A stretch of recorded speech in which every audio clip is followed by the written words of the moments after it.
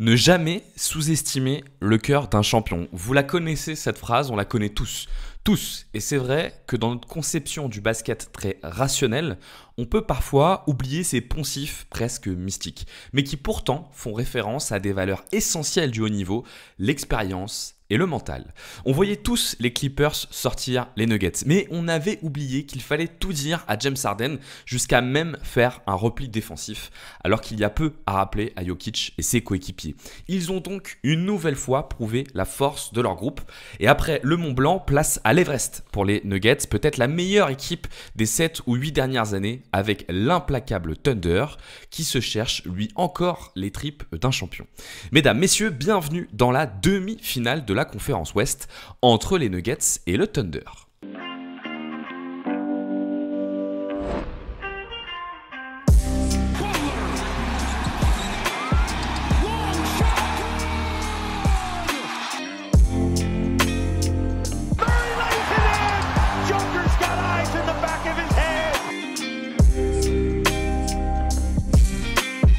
Mitchell has his head up, takes the lever, feet. Oh my!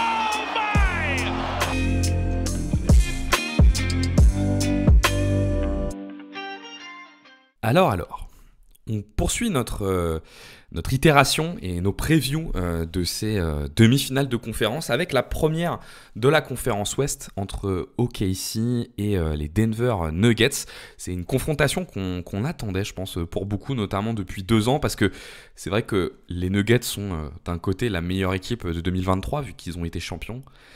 Et OKC est vraiment l'équipe qui monte depuis 2 ans. Et c'est vrai que je pense que c'est une confrontation que beaucoup attendaient.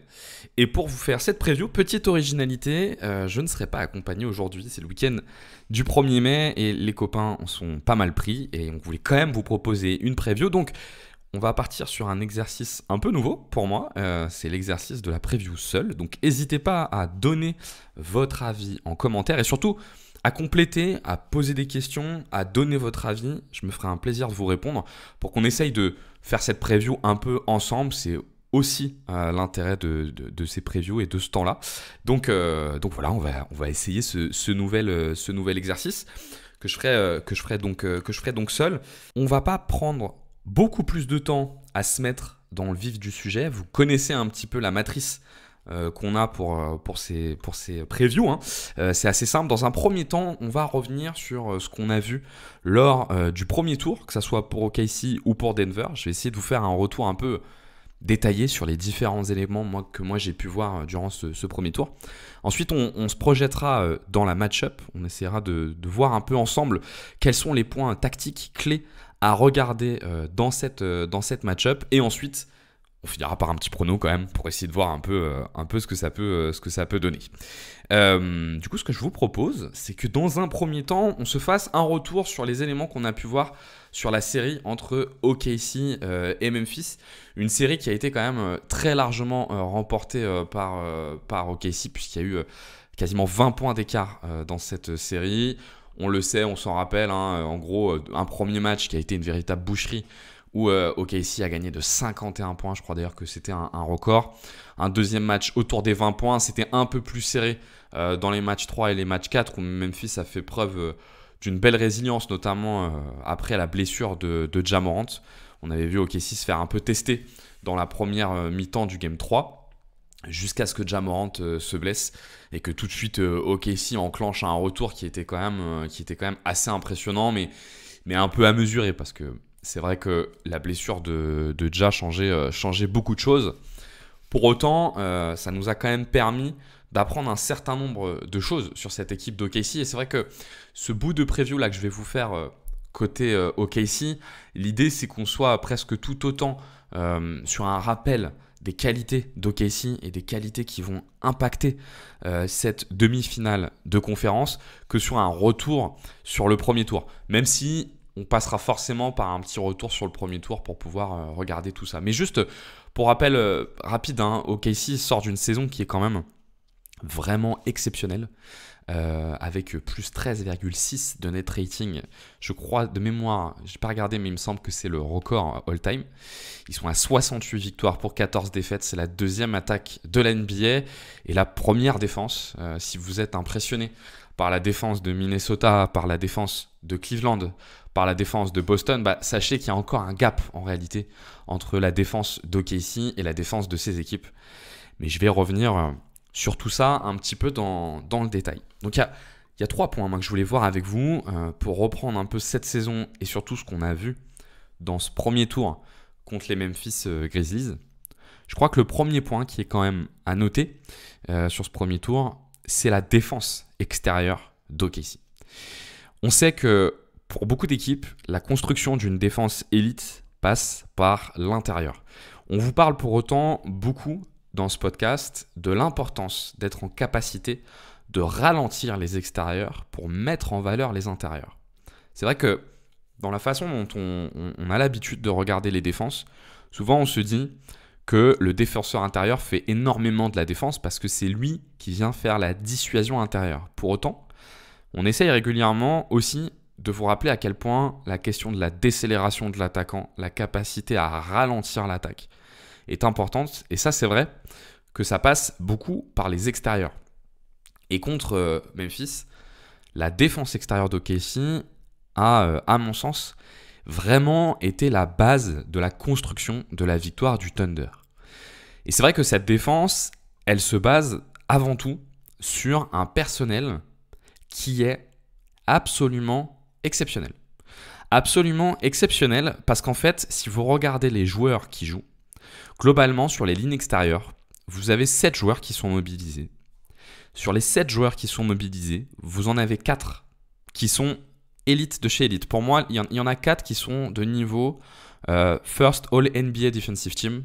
Je vais revenir dessus. Vous en avez 2 qui sont excellents. Et vous en avez un dernier qui est un peu moins fort.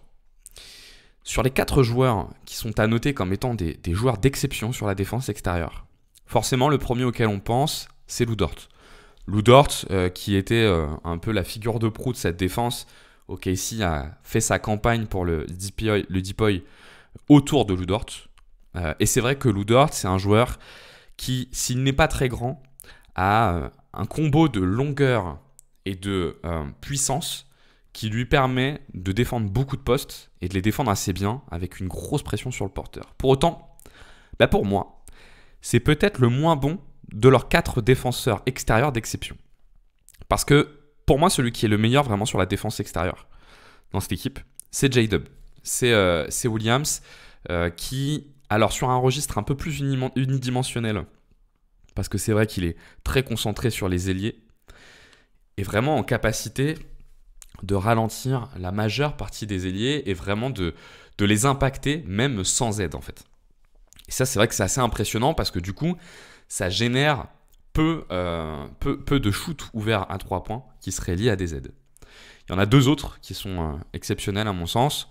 Forcément, vous le connaissez tous, Alex Caruso, qui vraiment est le générateur dans cette défense de momentum, parce que c'est le meilleur intercepteur et qu'il est à la fois capable de switcher, on va dire, de 1 à 4 et surtout d'être très agressif. On l'a vu notamment sur des séquences se retrouver sur Jaren Jackson Jr. et en fait beaucoup lui prendre le ballon dans les mains parce qu'il a des capacités exceptionnelles là-dessus. Et le 4e que moi j'adore, qui est peut-être pas le meilleur des 4 attaquants parce qu'il y a J-Dub, mais le meilleur attaquant entre Dort, Caruso et lui, et que moi je le trouve vraiment exceptionnel défensivement, c'est Cason Wallace sur un registre qui ressemble un peu à celui de Caruso, qui est un espèce de mix un peu entre Caruso et Lou Dort, c'est-à-dire qu'il a à la fois la capacité de tenir les porteurs de balles de manière assez bonne, mais aussi une agressivité porteur qui lui permet de générer quelques interceptions, même si ça s'est moins vu dans cette série. Je crois que d'ailleurs il finit avec aucune interception, ou très très peu d'interceptions, parce que c'est vrai qu'il a une défense qui est un peu plus, on va dire, un peu plus safe pour le coup. Et c'est vrai que cette défense extérieure d'OKC, elle s'appuie, et même cette défense globale d'OKC, elle s'appuie sur une pression sur le porteur de balle qui est vraiment XXL. On l'a vu durant cette série contre Memphis, on les a vus agresser Ja Morant sur des presses, quasiment des presses tout-terrain.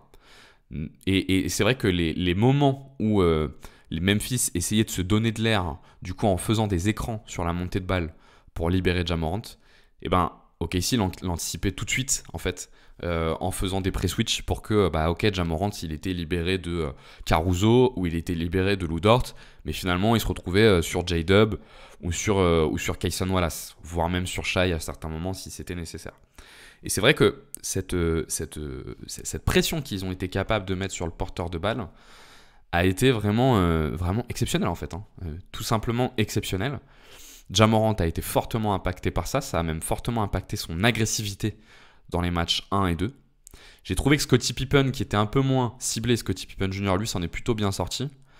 Et Desmond Bane était vraiment impacté. Et c'est vrai que quand arrivait le jeu demi-terrain, parfois, il pouvait donner l'impression d'être un peu cramé. Parce que, en plus de ça, s'ajoute à cette défense aucune hésitation à prendre de la place et à raccourcir l'espace du terrain pour mettre beaucoup de pression aussi sur le porteur de balle par la défense collective. Et c'est vrai que là encore, sur la défense extérieure, ils ont 2 joueurs, je vous ai dit, qui sont excellents à mon sens. Allez, il y en a un qui est excellent, il y en a un autre qui est vraiment fonctionnel. Celui qui est excellent, c'est Shai Gilgeous-Alexander, qui, en fait, à n'en pas douter, est un défenseur de très très haut niveau et qui a une vraie capacité, pour le coup, à faire des aides parce qu'il est très long, qu'il a des très bonnes mains et qui génère de l'interception. Et le dernier, moi, qui m'a plus surpris, c'est Isaiah Joe, qui, pour le coup, a été plutôt bon défensivement dans cette série. Et finalement, le seul qui pouvait parfois apparaître un peu en difficulté, c'est Aaron Wiggins, qui a moins joué du coup, parce que je pense que Degno a voulu vraiment insister sur cette dimension défensive d'exception, parce que cette défense extérieure, elle a pour objectif, on l'a clairement vu, de générer des runs. Vous avez 2 types de défense en fait qui peuvent être proposés quand vous avez des très bonnes défenses. Si vous prenez par exemple les Memphis Grizzlies du Grit and Grind, c'était une équipe qui en fait prenait très peu de risques en défense, qui voulait absolument ralentir le tempo parce qu'elle était convaincue que si elle ralentissait le tempo, elle était dominante. Et donc, elle faisait des choses très rigoureuses défensivement. OKC, l'approche est quand même légèrement différente. Pour le coup, la défense d'OKC a comme principal objectif de générer du chaos.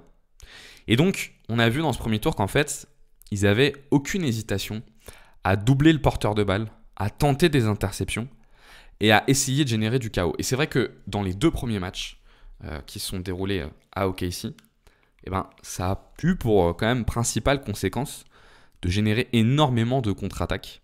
Et en fait, on a presque eu la sensation qu'OKC n'avait pas vraiment besoin de déployer son jeu demi-terrain pour s'imposer.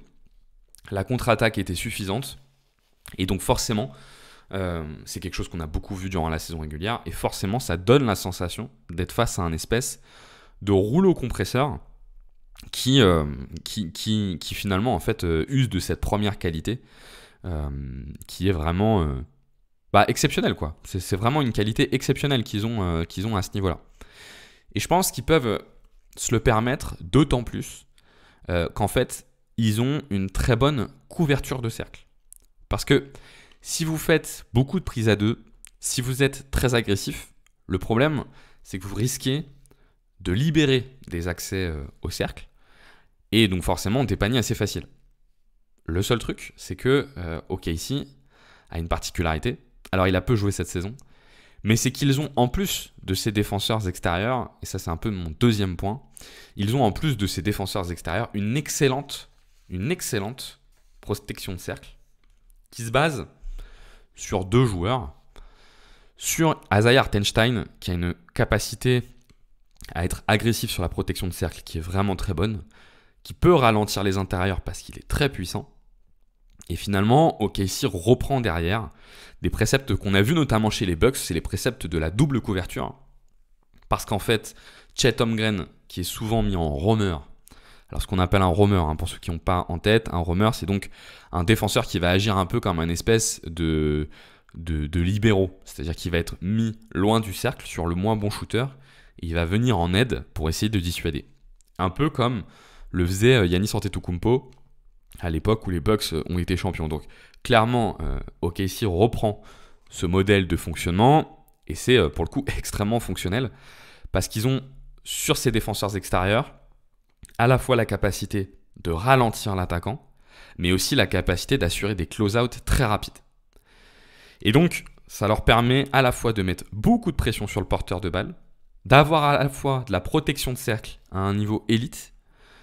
Et donc en fait, cette défense, le problème, c'est qu'elle peut parfois donner l'impression de ne pas vraiment avoir de défaut. Elle n'a pas vraiment de défaut parce qu'elle est élite sur les deux éléments les plus importants de l'attaque, à savoir le drive et sur l'attaque cercle. C'est donc une équipe qui a une incroyable capacité à gêner le drive par ses défenseurs extérieurs, mais c'est aussi une équipe qui a une protection de cercle qui est plus que suffisante, qui est exceptionnelle.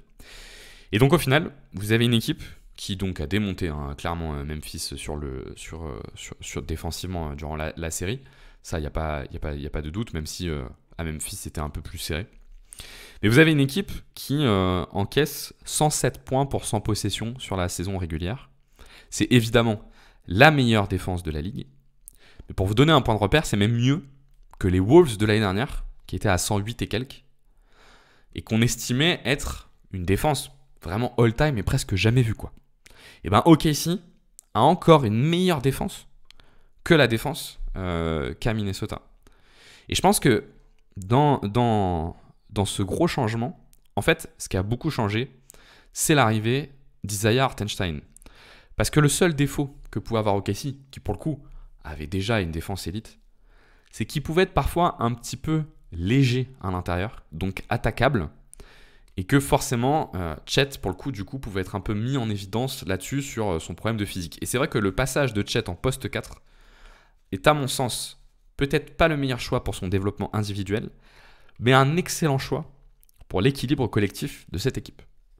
Et donc au final, vous avez l'équipe qui a la meilleure protection de cercle de toute la ligue, avec 61,9% de pourcentage pour l'adversaire quand ils attaquent le cercle, sur une équipe qui concède quand même la 7e fréquence.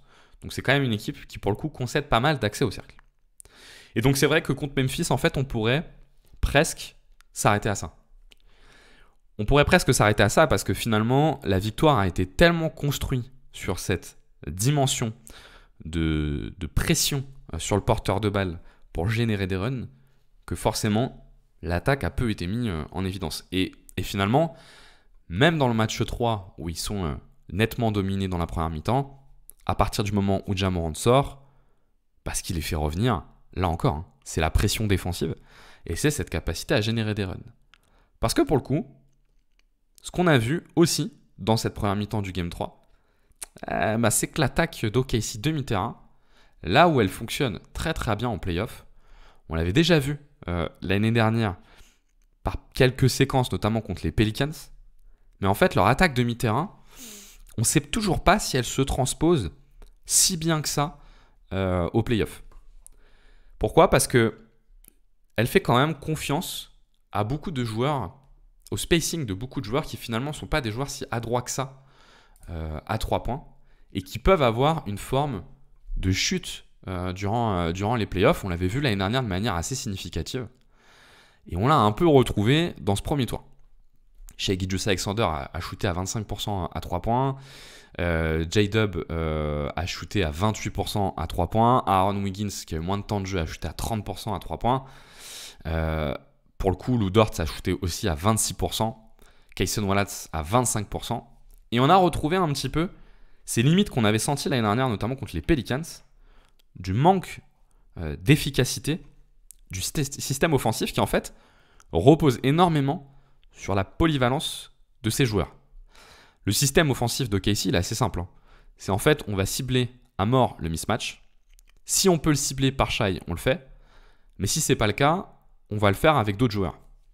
Et donc, il faut des joueurs qui soient assez polyvalents offensivement. Donc, capables de poser le dribble, capables d'attaquer le cercle, capables de shooter. C'est ce que Aaron Wiggins, notamment, fait très très bien.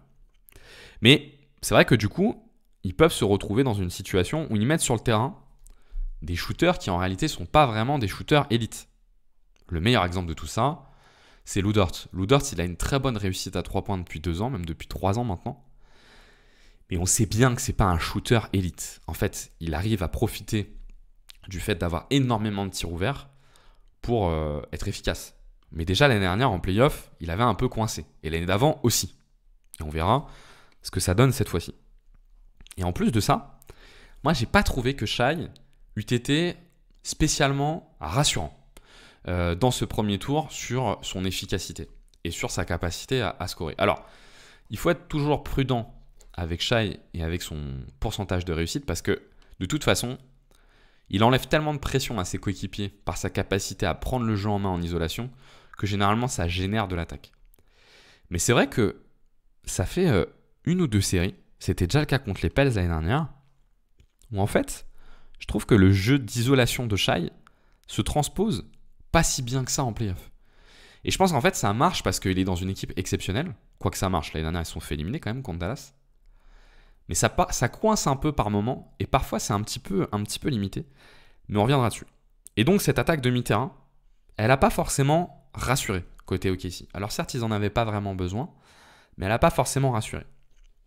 Mais ce qui est bien pour eux, c'est que leur attaque, elle peut toujours s'appuyer sur la contre-attaque, la génération de contre-attaque qui pour le coup est très très bonne, et sur le fait aussi, et ça c'est un élément essentiel côté OKC, qui perdent finalement assez peu de ballons compte tenu du rythme qu'ils mettent dans les matchs.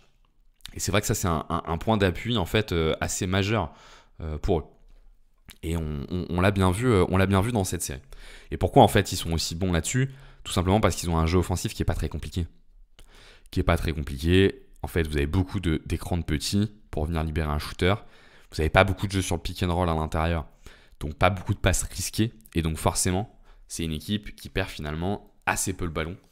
Et qui est plutôt pas mal quand elle cherche à jouer le jeu des possessions, puisqu'elle perd peu la balle, elle fait beaucoup d'interceptions.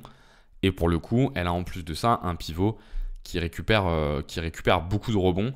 Là encore, même s'il est loin de ses standards, mais forcément, OKC loupait peu de tirs, mais il était encore à 15% de rebond offensif Hartenstein contre Memphis.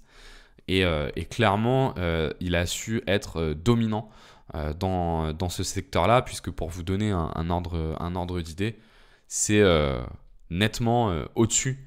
C'est à peu près le double du pourcentage de rebond défensif que prend Jaren Jackson dans cette série. Donc vraiment une domination pour le coup assez marquée. Voilà un peu les 3 points qui, selon moi, étaient à retenir côté OKC dans ce premier tour contre les Grizzlies. Leur défense extérieure, leur capacité du coup derrière à générer des runs, leur protection de cercle qui est très fonctionnelle, et leur attaque qui, demi-terrain, moi j'ai encore un petit peu des doutes sur les playoffs. On va passer du coup à l'autre côté. L'autre côté, c'est les Denver Nuggets qui affrontaient donc un mastodonte avec les Clippers, en tout cas un mastodonte annoncé, parce que tout le monde s'enthousiasme beaucoup sur cette série, disant qu'elle était vraiment de très haut niveau. Moi, je suis pas spécialement d'accord avec ça. Moi, j'ai été pas déçu par cette série. Faut pas exagérer. C'était pas une série décevante, la série entre Denver et les Clippers, mais c'était une série que j'ai trouvée un peu à l'image des deux équipes, très inégale. Et en fait, on a plutôt eu des équipes qui passaient à côté régulièrement, sauf sur la fin, les 3 derniers matchs où je trouve que Denver passe pas à côté. Mais des équipes qui étaient un peu bonnes tour à tour. Et moi, j'ai quand même eu l'impression que la première mi-temps du Game 4, où Denver en fait est très dominant, certes, les Clippers font un retour, mais ça les a un peu assommés. J'ai pas du tout aimé le match 5 des Clippers, que j'ai trouvé très mauvais.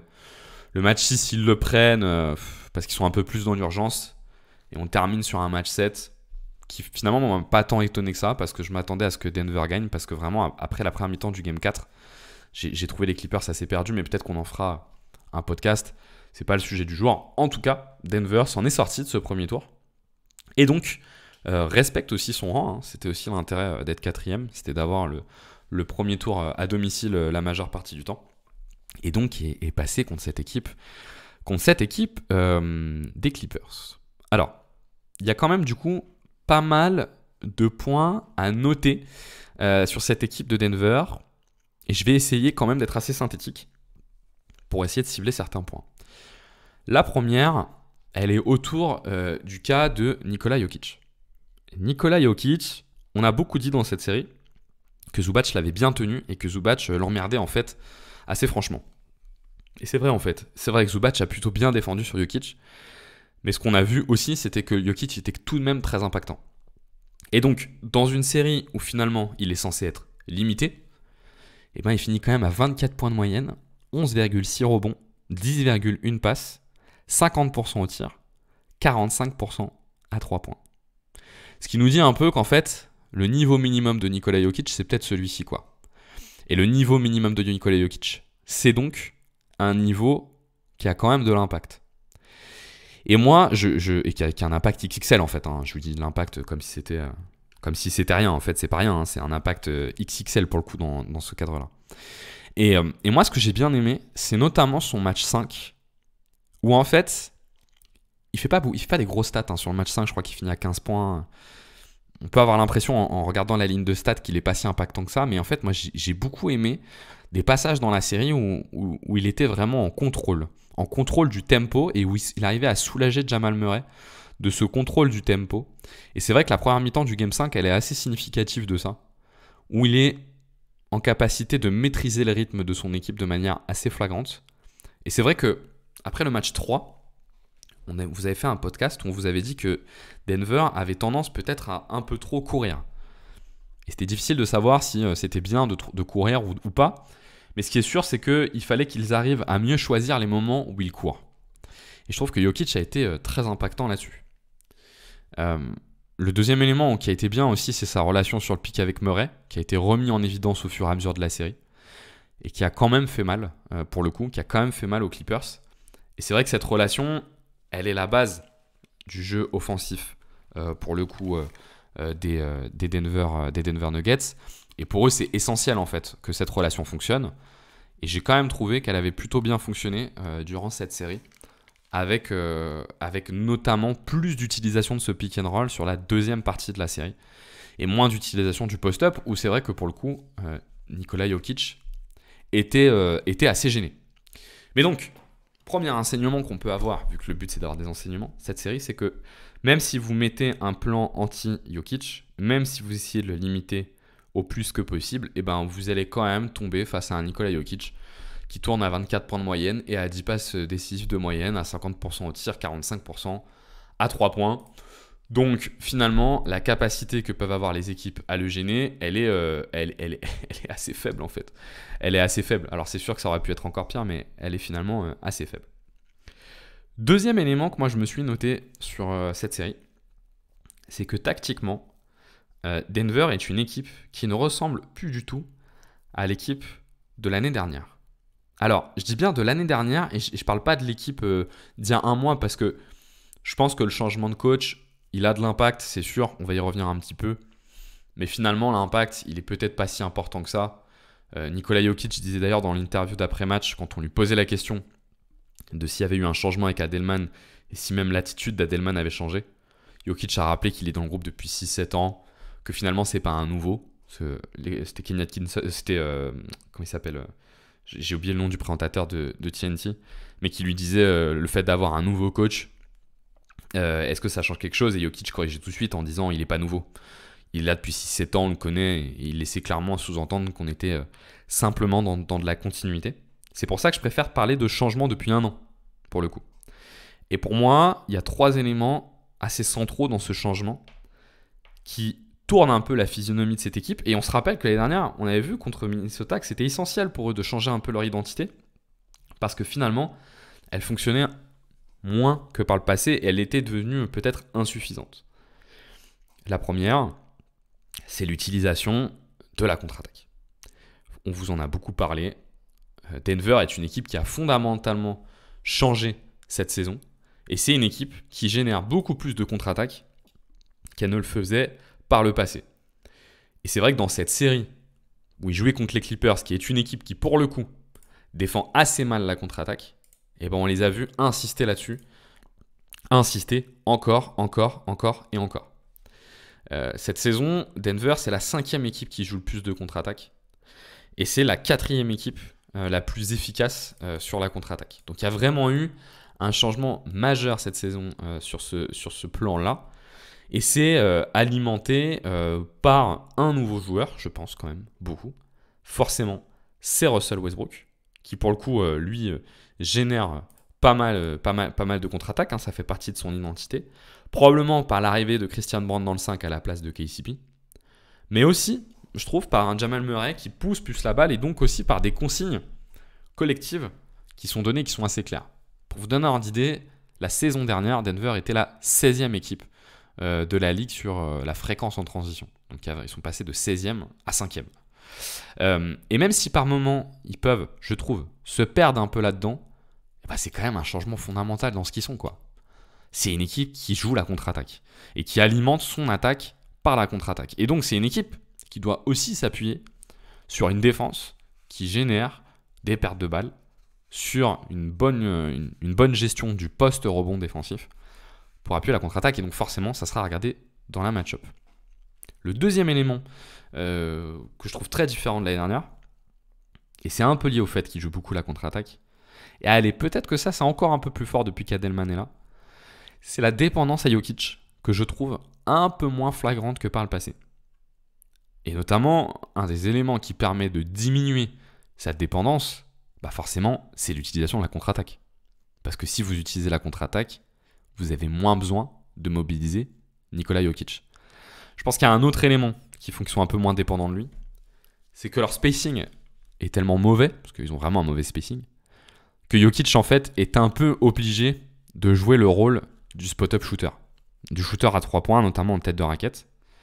Alors, ils sont dépendants de lui, du coup, pour son spacing, mais ils vont un peu moins l'utiliser, du coup, dans la création directe. Et forcément, c'est Jamal Murray qui récupère un bout de ça. C'est Westbrook aussi qui peut le récupérer un peu. Pendant la saison régulière, on a vu que c'était Michael Porter aussi qui pouvait le récupérer un peu. Mais dans cette série, ça a quand même aussi et surtout été Jamal Murray. Allez, voir peut-être un peu d'Aaron Gordon qu'on a vu, qu'on a revu être un peu autonome pour le coup. C'est-à-dire être capable de poser le dribble, de prendre des mi-distances, d'attaquer le cercle. Ce qui était d'ailleurs assez agréable de revoir Aaron Gordon être en capacité de faire ça. Le dernier élément qu'on a vu, tactique, important, de changement, qu'on ne voyait pas par le passé, c'est l'utilisation de la zone. C'est l'utilisation de la zone. Ça permet de revenir rapidement sur ce match 7. Clairement, le tournant du match 7 entre les Clippers et Denver, c'est l'utilisation d'une zone 3-2, donc 3 extérieurs, 2 intérieurs, dans le deuxième quart-temps, qui a complètement cassé le rythme des Clippers. Ce qui est assez étonnant d'ailleurs, parce que Denver faisait ça depuis 3-4 matchs. Les Clippers n'avaient toujours pas de solution pour répondre à cette zone. Moi, j'ai été très très très déçu par Tyronn Lue là-dessus. On pourrait l'expliquer rapidement. C'est le problème de rythme sur les lancements de la zone par James Harden. Trop de temps perdu. Du coup, pas de capacité à générer des lignes de drive parce que la balle est trop à l'arrêt. Et du coup, tu te fais saper ton rythme par cette zone. Mais ce qui est intéressant, on y reviendra, mais c'est pourquoi ils ont sorti cette zone. Et je pense que la raison pour laquelle ils sont sortis cette zone, c'est pour répondre au talent individuel, et notamment au talent individuel en isolation d'un homme, Kawhi Leonard. Et forcément, vous devez faire un peu le pont avec ce qu'on pourrait voir par la suite avec Shai, mais on en reparlera après. Mais donc forcément, j'arrête pas de dire forcément, mais plutôt nécessairement, un des éléments qui est une grosse différence par rapport à l'année dernière, c'est l'utilisation de cette zone qui permet notamment de limiter l'impact d'un joueur en isolation et de fermer aussi un peu les lignes de pénétration. Ça c'est clair, une 2-3, quand vous faites une 2-3 avec 2 joueurs devant, 3 joueurs derrière, vous bloquez le cercle, et généralement vous faites ça quand vous avez un très bon défenseur de cercle. Quand vous n'avez pas de très bon défenseur de cercle, vous faites une 3-2, 3 extérieurs, 2 intérieurs. Pourquoi ? Pour ralentir le driver. Parce que le driver qui est en tête de raquette, il y a 3 joueurs qui peuvent ralentir sa course, et donc forcément vous avez moins de lignes de drive. La 2-3, c'est quand vous êtes prêt à accepter des lignes de drive. La 3-2, c'est quand vous voulez surtout pas de ligne de drive. Et pour le coup, ça a assez bien marché. Le dernier point que moi j'ai trouvé assez marquant pour côté Denver, c'est l'irrégularité dans l'apport de certains joueurs. Celui qui est en tête de tout ça, forcément, c'est Michael Porter Jr., qui était un peu blessé, mais que j'ai vraiment pas trouvé bon dans cette série, et bien trop limité par rapport à ce qu'on a le droit d'attendre de lui. C'est pas simplement sur l'efficacité au tir, je trouve que c'est aussi en défense. Moi, l'année dernière, j'ai des bons souvenirs de Michael Porter Jr., mais là, je l'ai pas trouvé en capacité d'aller défendre des ailiers. Et puis sur les choix, quoi. Mais bon, ça, on le sait un petit peu plus. J'ai trouvé que Jamal Murray était un peu sur courant alternatif. Sa fin de série est très bonne. Il y a des moments très hauts dans la série. Je trouve que les minutes sur Jokic, ça va toujours pas, mais on va pas revenir dessus, vous connaissez ça par cœur. Mais aussi, dans cette irrégularité, ce qu'il faut quand même noter, c'est la vraie capacité à monter en puissance dans une série et à monter en confiance. Et à l'inverse des Clippers, Denver a su être de meilleur en meilleur, presque j'ai envie de dire, au fur et à mesure que cette série avançait. Et c'est probablement ce qui les a fait gagner, et ce qui rappelle à quel point il n'est pas bon de s'engager dans une longue série avec Denver, même si l'année dernière, ils avaient perdu contre Minnesota. Je bois un peu quand même, parce que c'est vrai que sinon ça fait des longs monologues et qu'il faut quand même un peu respirer. Voilà pour un peu le rappel de ce qu'on a vu des deux côtés dans ce premier tour. Et je vous invite d'ailleurs à aller réécouter le podcast qu'on avait fait avec Clément sur la série entre Denver et les Clippers si vous voulez en savoir plus. Du coup maintenant, on va passer à la match-up, aux éléments que je vais regarder dans cette match-up. Et là, pour le coup, j'aimerais bien avoir vos avis en commentaire, qu'on puisse échanger un petit peu là-dessus, sur ce que vous attendez peut-être un peu plus spécifiquement. Mais moi, je vais vous présenter 4 points que je vais regarder avec pas mal d'attention. Et vous allez voir, forcément, il y a des liens avec ce qu'on a vu quand on s'est rappelé un peu le premier tour. Le premier élément, forcément, et celui-là pour moi, il est XXL, c'est comment résister à la pression défensive d'OKC pour Denver. On en a parlé sur le premier tour. Ce qui était marquant, c'est à quel point finalement OKC avait presque juste besoin de sa défense pour gagner cette série parce que ça générait de la contre-attaque et que forcément c'était hyper impactant. Alors après, vous allez me dire, oui, mais Denver, ils n'ont pas du tout la même attaque que Memphis, donc ça ne sera pas pareil. Effectivement, ça sera probablement pas pareil. Pour autant, je trouve que la défense d'OKC a des arguments qui sont pourtant très similaires aux Wolves de l'année dernière, qui avaient fait très très mal à Denver et qui les avaient éliminés. Et je vais essayer de vous expliquer un peu ça. Et je ne serais pas surpris qu'OKC reprenne un peu le plan défensif qu'avaient les Wolves l'année dernière. Quand on se rappelle du plan défensif des Wolves l'année dernière, en gros, sur quoi il s'était basé ? Il s'était basé sur une énorme pression sur le porteur de balle, notamment avec Anthony Edwards et McDaniels, un peu Nickel Alexander-Walker, pour mettre énormément de pression sur Jamal Murray et limiter la montée de balle et limiter l'impact de Jamal Murray qui avait vécu un vrai enfer. Et c'est vrai que côté OKC, eh ben on a les joueurs pour faire ça. On a les joueurs pour faire ça parce que, je vous en ai parlé avant, vous avez ce quatuor défensif extérieur élite. Et notamment, vous avez Caruso, Cason Wallace et peut-être Lou Dort qui ont une vraie capacité à mettre des pressions tout-terrain impactantes et qui limitent l'initiation de l'attaque adverse. Et donc, je pense que un des premiers sujets, je pense que OKC, du coup, va faire un pressing tout-terrain. Et je pense qu'un des premiers sujets pour Denver, c'est comment ils arrivent à faire en sorte que ça n'impacte pas de trop leur attaque. L'année dernière, on avait vu, ça avait généré pas mal de pertes de balles. Et on sait qu'OKC adore ça.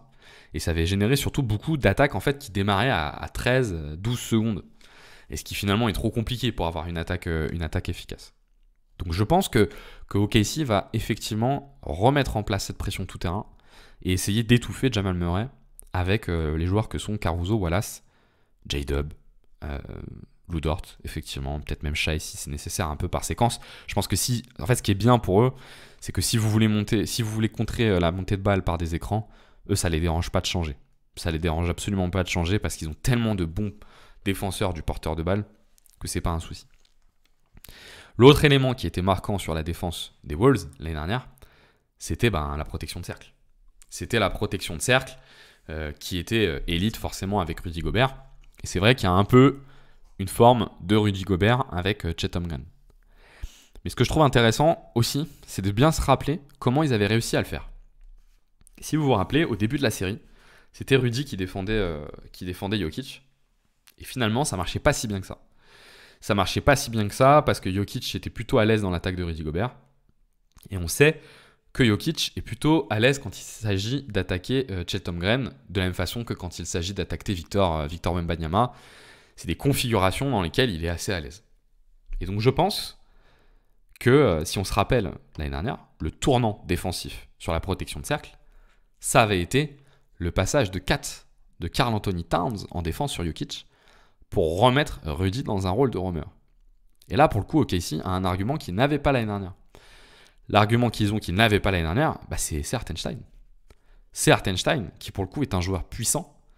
Alors qu'il peut avoir des problèmes de faute. Et ça, il faudra qu'il soit quand même assez prudent. Mais c'est un joueur puissant qui a la capacité de prendre Jokic, de limiter un peu sa capacité à aller au cercle et surtout de libérer Chet pour que Chet joue le rôle de roamer, ce qu'il ne se privera pas de faire. Je pense que Chet sera mis sur Aaron Gordon ou sur Westbrook si Westbrook a beaucoup de temps de jeu sur le terrain et il jouera le rôle de cette protection de cercle.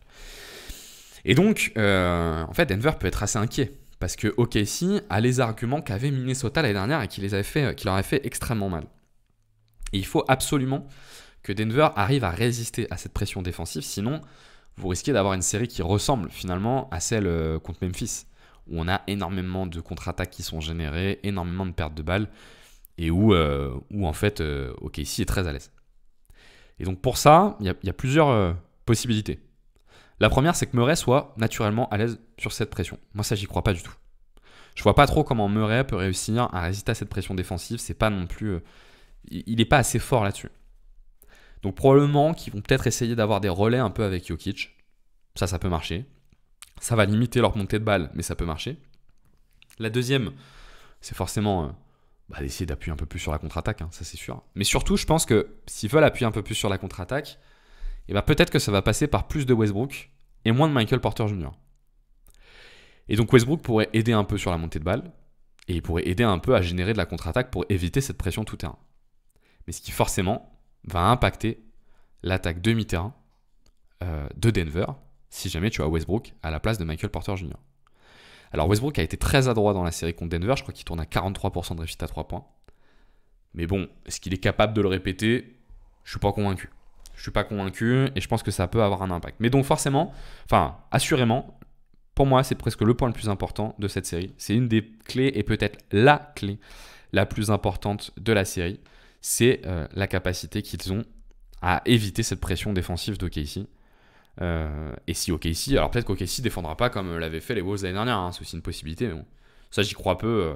Le plan a été dessiné par Finch, ils ont tout pour le refaire, autant le refaire quoi. Deuxième élément qui me paraît important, c'est que fait Denver si Shai Gilgeous-Alexander commence à être vraiment très très fort dans les isolations et dans le scoring.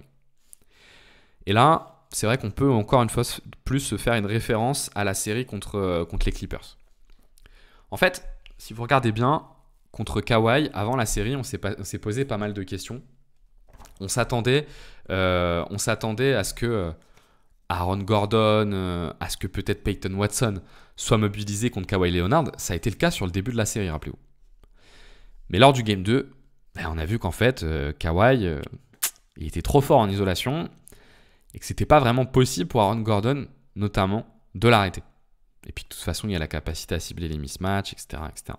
Et en fait, la vraie réponse qu'a eu Denver pour contrer les isolations, c'est la zone.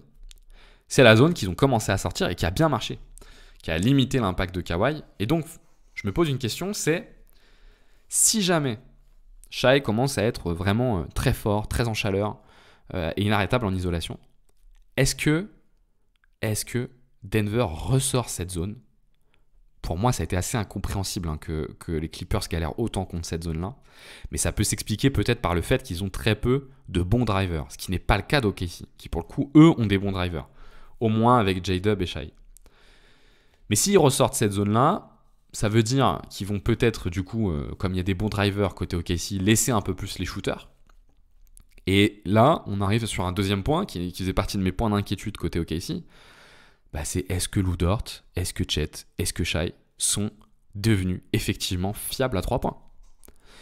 Parce que si jamais en fait vous êtes dans cette situation où Denver ressort sa zone, ils vont limiter l'accélération sur le premier rideau.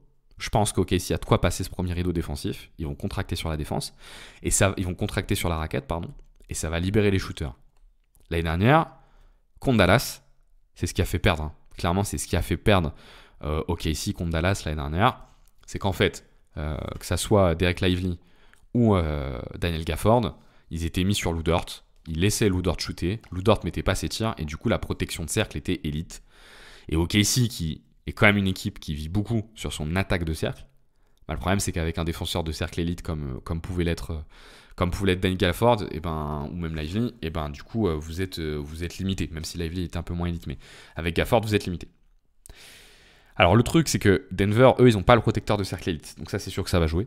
Mais je pense quand même que si Shai est très très fort sur les isolations, il ne faudra pas être surpris si Denver ressort sa zone et est obligé d'énormément contracter dans la raquette pour limiter les pénétrations, et du coup, qui a énormément de tirs ouverts pour le coup pour OKC.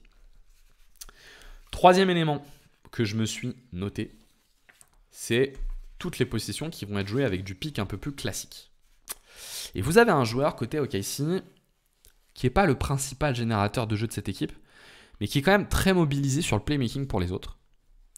C'est Isaiah Hartenstein.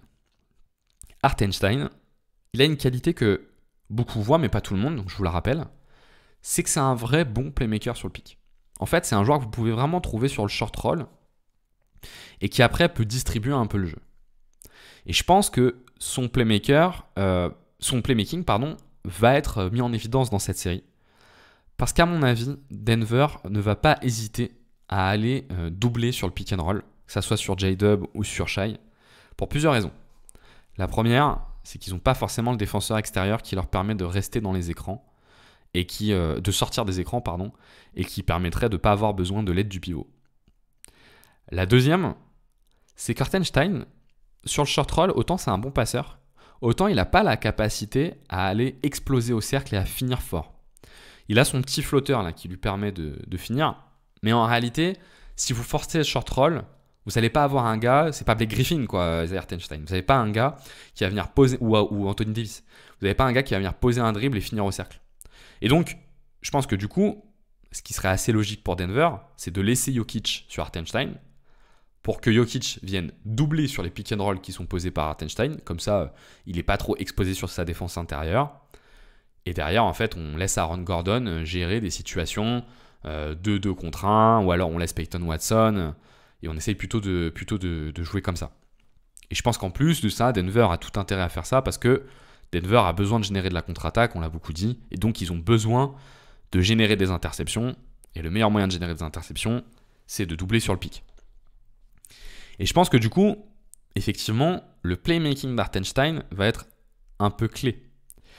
Parce que Denver, si c'est une mauvaise défense de mi-terrain, ça reste un effectif avec beaucoup de joueurs qui sont finalement assez bons pour aller choper les ballons et se mettre sur la ligne de passe. Vous avez Westbrook qui est bon là-dessus, vous avez Jokic qui est bon là-dessus aussi, hein. C'est un bon joueur là-dessus. Jokic n'est pas un très bon défenseur, mais il a des bonnes mains par contre. Vous avez Peyton Watson qui est pas mal là-dessus. Moi, je trouve que Michael Porter, quand il a investi défensivement, c'est pas si mal. En tout cas, globalement, Denver, ils sont assez grands et assez longs, ce qui doit leur permettre d'être actifs sur ces ballons. Et le meilleur moyen pour être actif, je pense, c'est de forcer OKC à laisser la décision dans les mains d'Hartenstein. Parce que de toute façon, comme je vous l'ai dit, il ne va pas exploser au cercle pour terminer. Il fera soit ses flotteurs, et s'il met tous ses flotteurs, ma foi, c'est pas grave, hein, tu peux accepter que tu te fasses battre sur des flotteurs, c'est comme ça. Mais donc, il peut pas exploser au cercle, et il va donc être mobilisé sur le passing, quoi. Et ça, je suis assez curieux de le voir. Je pense que c'est le choix le plus logique de Denver. S'il y a des pick and roll, il faut doubler sur le pick et faire en sorte qu'Hartenstein ait la balle dans les mains et essayer de bien gérer ces situations derrière. Dernier élément que je vais regarder, là je vais passer un peu plus vite pour le coup, c'est qu'on est quand même sur deux équipes qui ont un net différentiel de certitude sur les fins de match et les fins de série sur les deuxièmes parties de série. On a vu que Denver était assez impressionnant contre les Clippers là-dessus. Là c'est purement mental, hein, mais c'est leur capacité à continuer à s'ajuster et à continuer à être dans la série, même quand elle est longue. C'est une équipe qui a énormément d'expérience des séries longues. Et ça, je pense que c'est un point qu'on sous-estime un peu côté Denver. C'est que c'est un groupe qui en fait est le même depuis 4-5 ans et qui a vécu énormément de séries longues. Et donc, c'est quelque chose qu'ils savent faire et clairement, ils l'ont mis à profit contre les Clippers, quoi. Et qu'à l'inverse, OKC a peu été challengé dans son histoire là-dessus, son histoire récente là-dessus. Ils ont peu connu de séries longues et ils les ont pas mal perdues, pour le coup. Notamment l'année dernière contre Dallas. Donc voilà les 4 points moi, que je vais regarder dans cette série. Je vous disais, pour reprendre rapidement, comment résister à la pression défensive d'OKC, Comment défendre Shai si jamais il se met à être très très fort sur l'isolation, le playmaking d'Hartenstein, et je pense que plus cette série ira loin, au plus elle sera à l'avantage de Denver. Alors on passe à la dernière partie, la partie prono. Vous en avez l'habitude, je vais essayer de vous dire dans quel scénario pour moi OKC gagne et dans quel scénario Denver gagne. Moi je pense que OKC gagne déjà dans une confrontation à peu près normale. C'est-à-dire, je pense qu'il faut que Denver arrive à faire en sorte que ce ne soit pas une confrontation typique, mais dans une confrontation normale. Mais je pense que clairement, l'élément qui peut faire qu'OKC roule sur cette série, c'est la pression sur le porteur de balle, sur les montées de balle. Comme contre Memphis et comme les Wolves l'année dernière contre les Nuggets. Je pense que si OKC arrive à mettre en place cette presse tout-terrain, à se relayer autour de Caruso, autour de Dort, autour de Wallace, ça sera très très très très compliqué pour Denver. Parce que je pense qu'OKC a des arguments qui sont assez intéressants pour ne pas se faire détruire par Nikola Jokic. Et si en plus ils arrivent à vraiment limiter Jamal Murray et à vraiment limiter l'initiation de l'attaque de mi-terrain des Clippers, alors là, de Denver, alors là, je crois que ça sera assez compliqué pour Denver de l'emporter. À l'inverse, peut-être le scénario où Denver l'emporte, il est peut-être plus entre les mains d'OKC. Je pense qu'il y a un scénario où en fait, les premiers doutes qu'on commence à avoir sur Shai, que moi je commence à avoir sur Shai, sur son attaque demi-terrain en playoff, il se révèle encore un peu plus. En fait, Denver arrive un peu à scorer en attaque, ils arrivent à résister à cette pression demi-terrain. Shai est beaucoup mobilisé, c'est bien, mais c'est pas dingo non plus. C'est dans une espèce de série un peu défensive. Et surtout, ou encore une fois, les shooters mid, ils mettent pas dedans quoi. Ils mettent pas dedans. En fait, où Chet il met pas dedans, où Dort met pas dedans, et où du coup Denver peut vraiment se concentrer à mort sur la protection de cercle, ce qui sera essentiel pour eux. Mais enfin bon, ça voudrait dire qu'il y a 4 matchs où ils passent à côté, ça me paraît un peu beaucoup. Et ça me permet du coup d'aller vers mon prono. Et mon prono il va être assez clair. Hein. Clairement, je vois OKC l'emporter. Je suis assez convaincu par contre que si la série est longue, ça veut dire déjà que les deux équipes sont à peu près au même niveau et que ça peut tourner à l'avantage de Denver. Ça, si certains le pensent, je suis assez d'accord avec ça. Mais par contre, je vois pas comment... le problème c'est qu'OKC peut faire trop mal à Denver sur tout ce qui leur fait mal.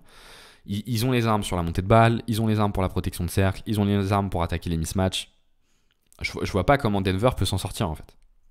Et donc, c'est vrai qu'il va y avoir un premier match qui va être très important, très très très important, parce que OKC aura joué 4 matchs en 3 semaines, quasiment, aura pas joué depuis quasiment 10 jours, donc peut-être que la remise en route peut être un peu difficile, et ils gagneront pas 4 matchs de suite, donc s'ils perdent le premier OKC, je les vois pas mettre un 4-0 derrière. Mais par contre, moi je vois bien un 4-1 quoi. Je pense qu'OKC va quand même prendre le premier match, et que ça va aller assez vite, et je pense que les matchs seront pas si serrés que ça non plus. On est face à l'avènement quand même d'une équipe extraordinaire hein, avec Oklahoma. C'est vraiment une équipe extraordinaire. Et je pense qu'il ne faut pas surestimer le niveau qu'ont eu les Clippers au premier tour. Denver a montré pas mal de limites en fait.